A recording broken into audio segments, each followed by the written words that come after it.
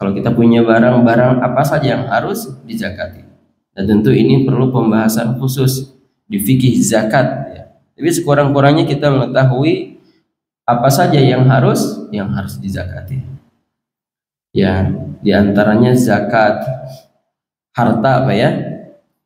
Perak atau emas atau yang nilainya disamakan dengan perak atau emas, misalnya uang rupiah ya, dia juga harus dizakati kalau sudah sampai nisab dan haulnya, kan gitu ya. Assalamualaikum warahmatullahi wabarakatuh.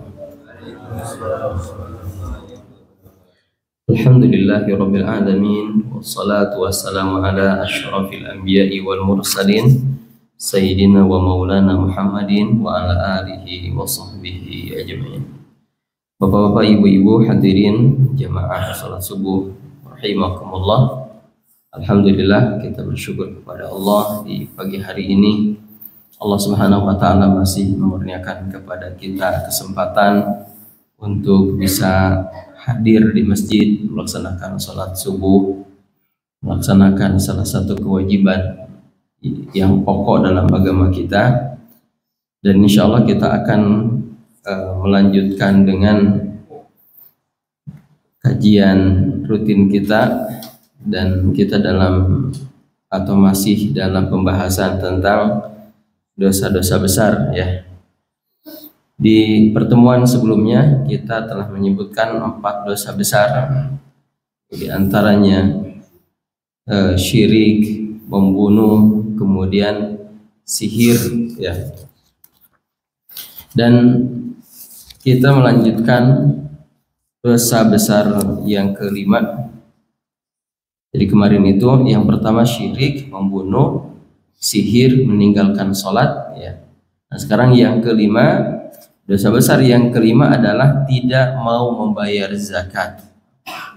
Tidak mau membayar zakat. Sebagian kita menganggap bahwa zakat fitrah yang dibayar di bulan Ramadan menjelang Idul Fitri itu sudah mencukupi, dan menganggap bahwa zakat selain itu atau selain zakat fitri itu ya kalau sempat bayar, kalau enggak juga enggak apa-apa ya.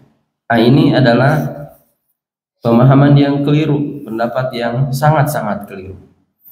Karena kalau kita hanya mengandalkan atau kalau kita menganggap bahwa zakat itu hanya zakat fitri, maka dia sebenarnya telah meninggalkan sebagian besar dari zakat ya. Karena kita tahu bahwa zakat itu bukan hanya zakat yang berkaitan dengan Idul Fitri saja atau zakat fitrah, bukan. Nah oleh sebab itu penting bagi kita untuk mengetahui bahwasannya membayar zakat itu bukan hanya pada zakat fitrah saja ya. Allah Subhanahu wa taala menyebutkan di banyak ayat di dalam Al-Qur'an ancaman terhadap orang-orang yang meninggalkan zakat ya. Jadi karena zakat itu banyak, maka kita perlu mengetahui jenis-jenisnya ya, zakat apa saja. Kalau kita punya barang apa saja yang harus dizakati. Dan tentu ini perlu pembahasan khusus di fikih zakat ya. Tapi sekurang-kurangnya kita mengetahui apa saja yang harus dizakati. Ya, diantaranya zakat harta apa ya? Perak atau emas atau yang nilainya disamakan dengan perak atau emas, misalnya uang rupiah ya. Dia juga harus dizakati kalau sudah sampai nisab dan haulnya, kan gitu ya. Jadi kalau kita menyebutkan satu-satu, ada zakat harta, terus zakat apa lagi Pak? Zakat hewan ternak ya, zakat hewan ternak. Zakat apa lagi? Ya, zakat tijarah, perdagangan. Zakat apa lagi? Pertanian, hasil bumi. Zakat apa lagi? Zakat hasil zakat barang temuan, rikaz ya. barang temuan. Nah, itu semua harus diketahui sehingga kita tidak menganggap bahwa sudah cukup hanya dengan membayar zakat fitrah, sementara kita punya sesuatu yang harus dibayar zakatnya.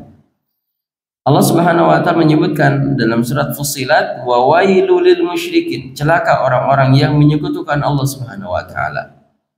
Alladzina la yu'tuna zakah, yaitu orang-orang yang tidak menunaikan zakat, wa hum bil akhirati hum kafirun, dan dia terhadap hari akhir mengingkarinya. Allah Subhanahu wa taala mengumpulkan orang yang tidak menunaikan zakat dengan orang yang tidak beriman terhadap kehidupan akhirat. Oleh sebab itu tidak heran jika di zaman Abu Bakar orang-orang yang tidak menunaikan zakatnya diperangi. Ya, karena orang yang menganggap bahwa zakat itu tidak wajib, dia telah mengingkari salah satu rukun di antara rukun-rukun Islam. Dan siapa yang mengingkari rukun Islam meskipun satu saja setelah sebelumnya dia mengimaninya, maka dia dikatakan murtad. Kalau dari awal dia sejak awal tidak meyakini wajibnya zakat atau mengingkari wajibnya zakat, maka sebenarnya dia belum menjadi seorang muslim. Setelah Rasulullah SAW wafat, banyak orang-orang yang di zaman Nabi Sallallahu Alaihi Wasallam menunaikan zakat, lalu kemudian setelah Nabi wafat, ia tidak menunaikannya karena menganggap Nabinya juga sudah wafat gitu. Maka kemudian Abu Bakar mengatakan, demi Allah akan aku perangi orang-orang yang di zaman Nabi memberikan anak dombanya, lalu kemudian setelah beliau wafat ia tidak lagi memberikannya. Maksudnya orang-orang yang membayar zakat hewan ternak.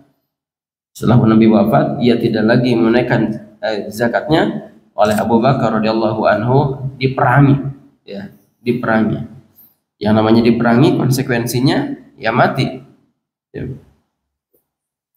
Di ayat yang lain Allah Subhanahu wa taala berfirman, walladzina yaknizuna adh-dhahaba wal fiddah wa la yunfiqunaha fi sabilillah fabashshirhum bi'adzabin alim yauma yuhma 'alayha fi nari jahannam fatuqwa biha jibahuhum wa junubuhum.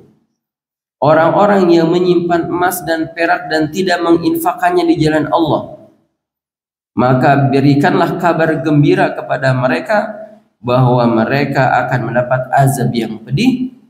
Ingatlah pada hari ketika emas dan perak dipanaskan dalam neraka jahanam. Ya. Orang-orang yang menyimpan emas peraknya dan tidak menginfakkannya di jalan Allah, tidak menunaikan zakatnya ketika sudah sampai nisabnya, sudah sampai haulnya, Allah katakan fabashshirhum bi'adzabin alim. Berikan kabar gembira kepada mereka berupa azab yang pedih. Yang namanya kabar gembira harusnya membuat gembira ya. Tapi ini kabarnya siksa. Tapi Allah katakan kabar gembira. Ini adalah ungkapan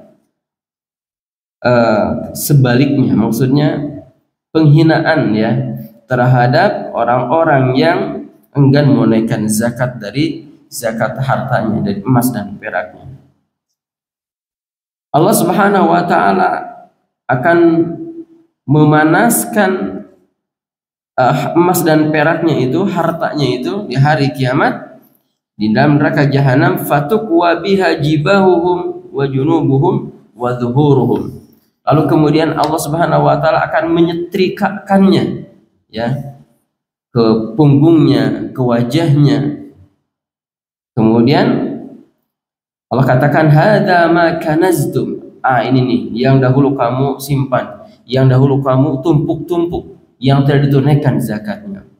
Walhamdulillah. Oleh sebab itu, hadirin rahimakumullah, siapa yang memiliki tabungan, yang menyimpan uang dalam jumlah tertentu yang sudah sampai nisab zakat, jangan lupa untuk menunaikan zakatnya.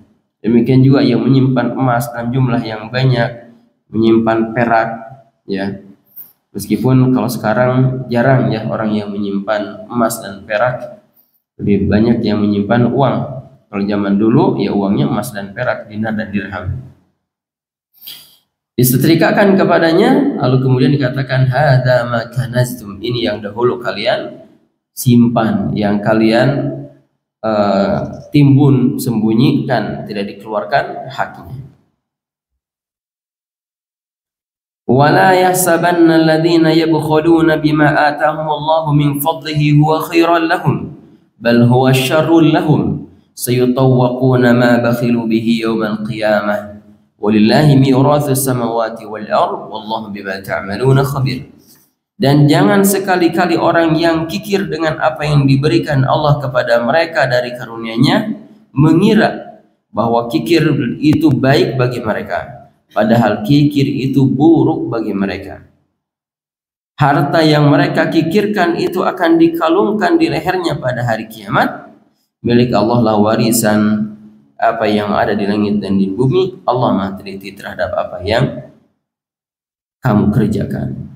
Akan dikalungkan, dililitkan di lehernya, menjadi pemberat di hari kiamat harta-harta kita ketika tidak ditunaikan zakatnya.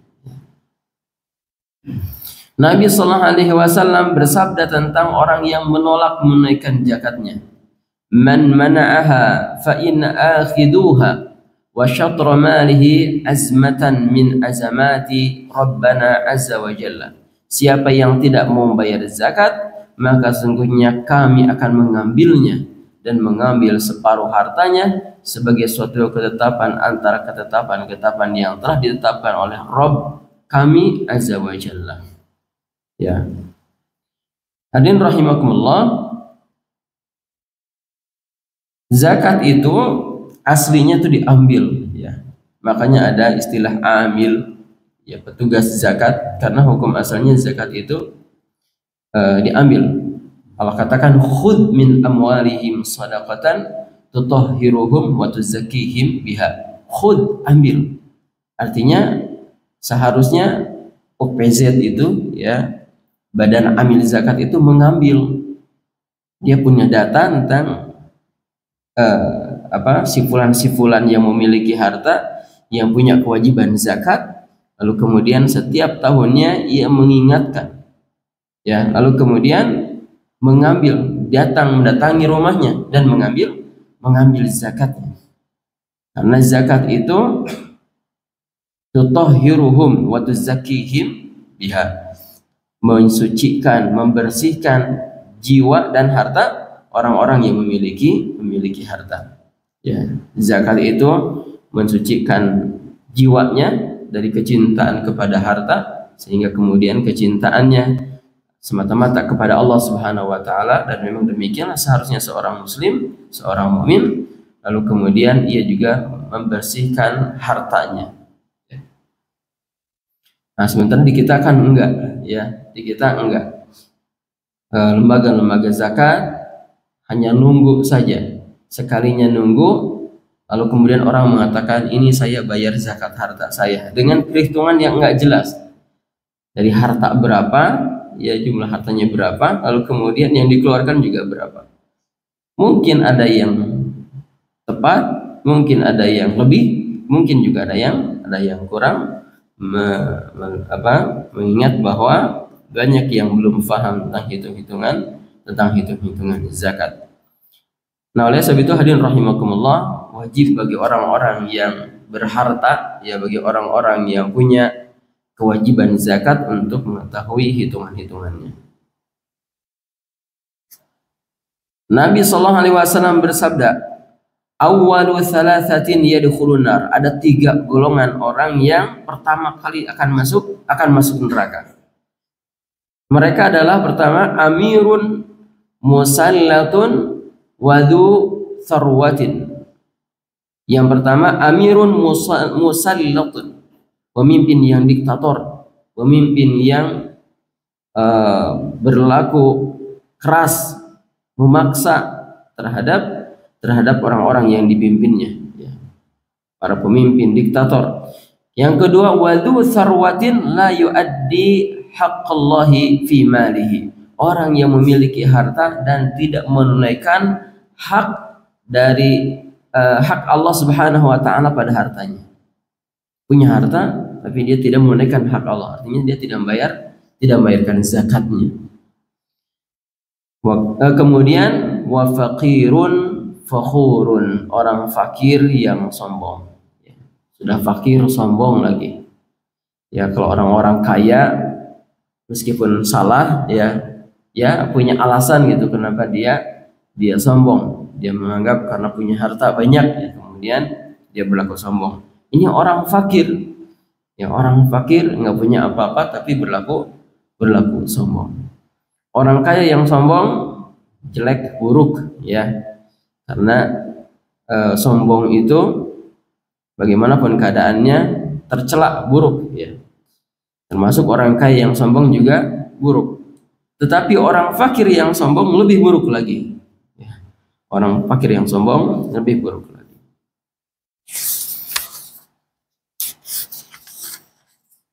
Nah, inilah dosa besar yang kelima, yaitu tidak menunaikan zakat. Ya, tidak menunaikan zakat, di mana Allah Subhanahu wa taala menyebutkan di banyak ayat, demikian juga Nabi sallallahu alaihi wasallam menyebutkan dalam hadis-hadisnya ancaman bagi mereka yang enggan menunaikannya. Kemudian Allah beritahu bahwa hartanya itu kelak akan menjadi lempengan-lempengan yang akan memanaskan tubuhnya ya. Dia akan disetrika dengan lempengan-lempengan itu, dan disebutkan dalam riwayat bahwa dia akan disetrika setiap harinya, yang mana setiap harinya di neraka itu atau di hari kiamat sama dengan 50 tahun di satu riwayat ya. Di satu riwayat. Kemudian kita baca satu lagi, durhaka kepada kedua orang tua. Ya, durhaka kepada orang tua. Uququl walidain, durhaka kepada kedua orang tua.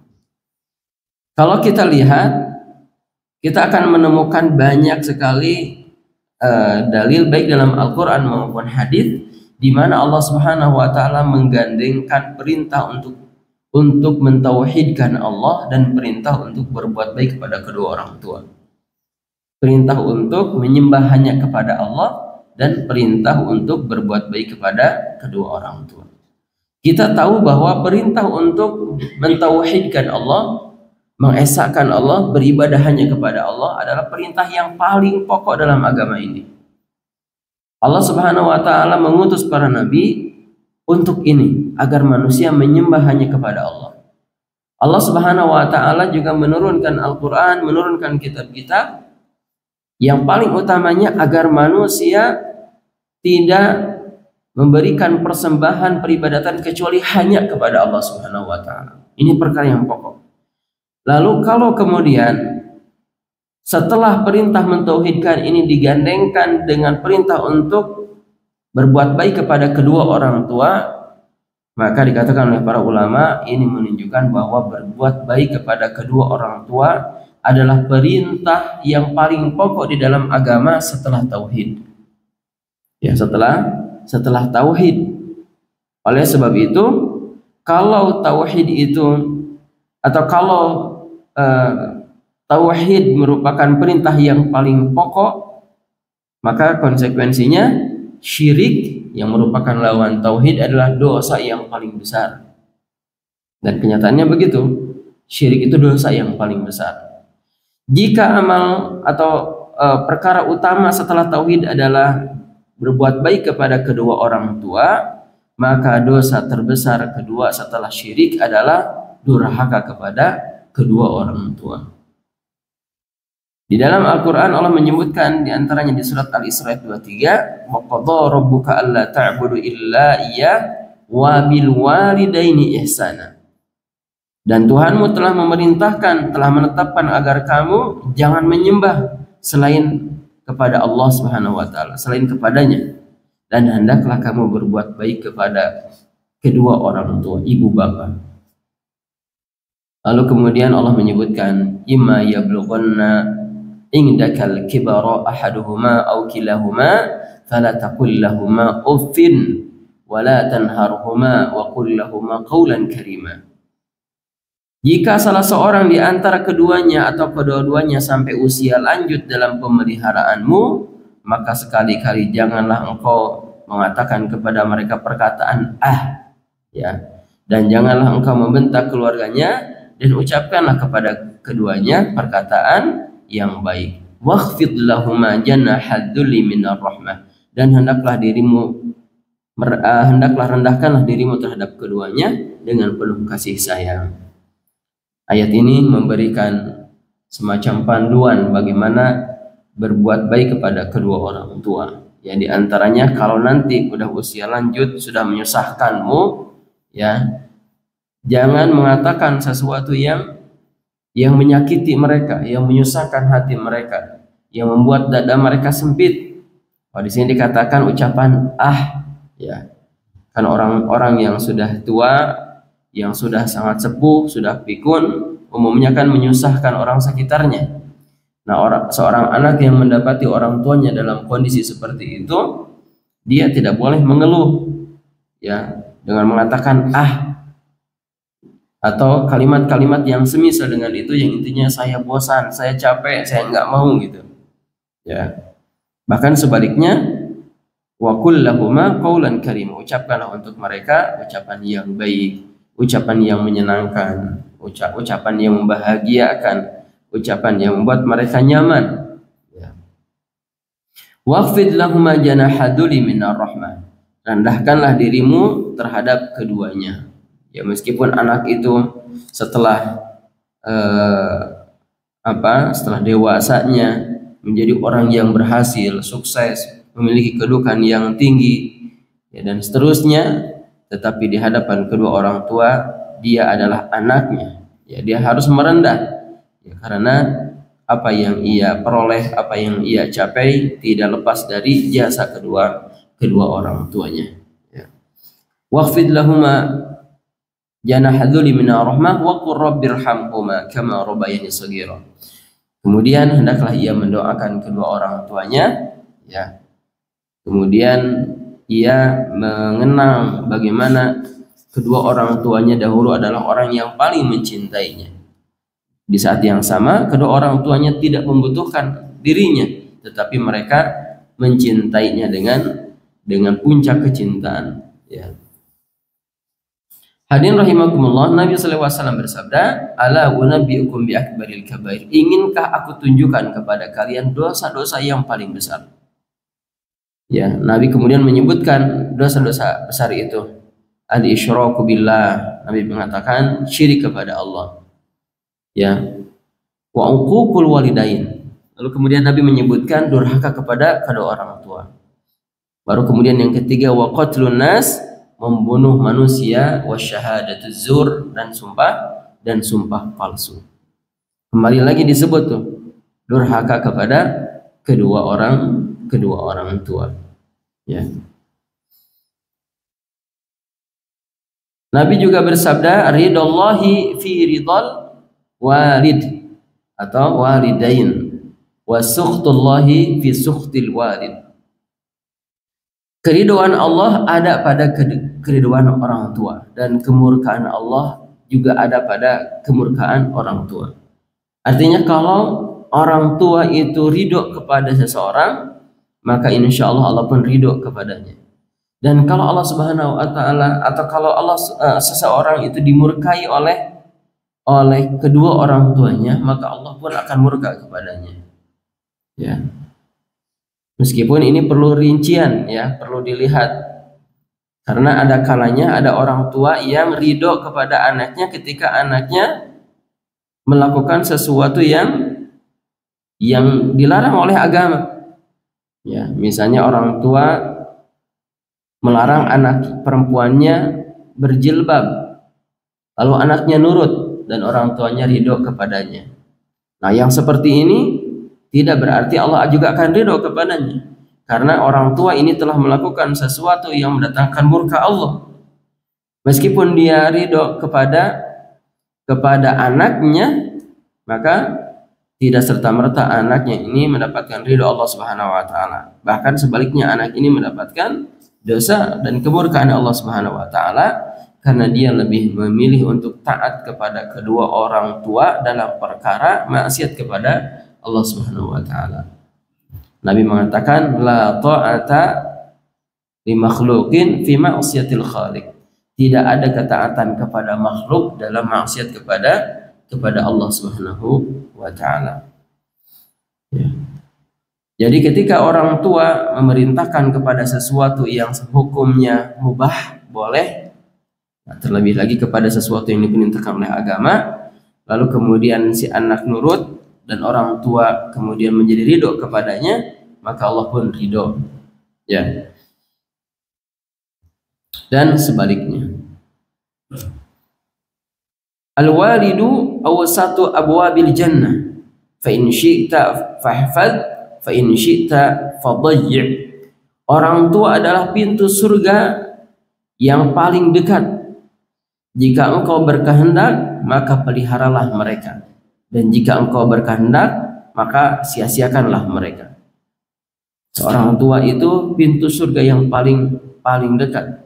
Orang kalau mau masuk surga, ya silakan berbuat baik kepada kedua orang tuanya, berbakti kepada mereka, maka surga dekat kepadanya. Tapi kalau dia mau berbuat sebaliknya, ya dipersilahkan juga, ya. Tapi dia harus siap dengan konsekuensinya. Dia berbuat durhaka kepada kedua orang tua, lalu kemudian Allah Subhanahu wa taala akan menjauhkan dirinya dari surganya. Hadirin rahimakumullah, ini yang keenam, ya, durhaka kepada kedua orang tua. Dalilnya masih banyak, ya, dari hadis Nabi Sallallahu Alaihi Wasallam yang intinya bahwa durhaka kepada kedua orang tua adalah dosa besar yang harus diketahui oleh setiap kita, yang harus diketahui oleh anak-anak kita. Nah, ini juga penting, ya.